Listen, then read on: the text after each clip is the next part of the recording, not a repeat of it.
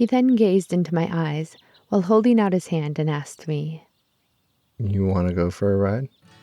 I was hesitant at first. He's a perfect stranger.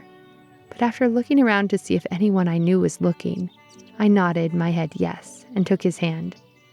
It felt so exciting, and I could feel the adrenaline start to flow. He led me across the street and opened the door for me. I got in and thought, this is crazy. But yet, I didn't get out. I buckled up, gave him one more smile, and we were on our way.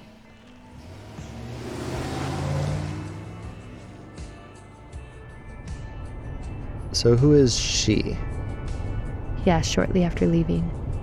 I looked at him puzzled, then he continued.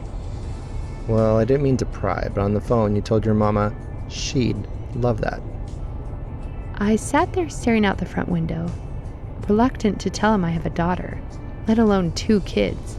I'm not sure why. I just met him. But I finally told him. My daughter. My mom asked if she could get her from school today. He nodded his head and turned his eyes back to the road. I guess I seemed flustered because he looked back at me and said, "That doesn't scare me, by the way. I love kids." Why on earth would I be worried about scaring you? I said, kind of playful. You never know. He responded in a lighthearted way. I shook my head at him and bit my lip. Then I noticed we'd been driving for almost 25 minutes. Where are you taking me anyhow? I asked. "I promise I'm not an axe murderer," he replied. That's what all the axe murderers say, I snickered. Just then, we turned down a dirt road that didn't look like it had a name on a map.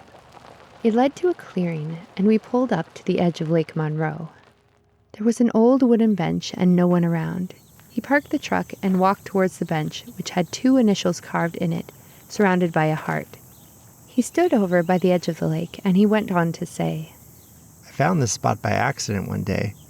My uncle said he needed me to pick up some supplies off Red Oak Lane. I saw the dirt path and I was curious. This is where it brought me. It's become my secret place where I can come to be alone, to escape reality, you know?" I shook my head, yes, because I knew exactly what he meant. Come with me, I said, as I was the one offering my hand this time. He took a deep breath, then put his hand in mine. I led him along the shoreline and through some trees. We climbed over large roots and stepped in a few puddles until we came to another clearing that had a huge rock, half in the water and half out.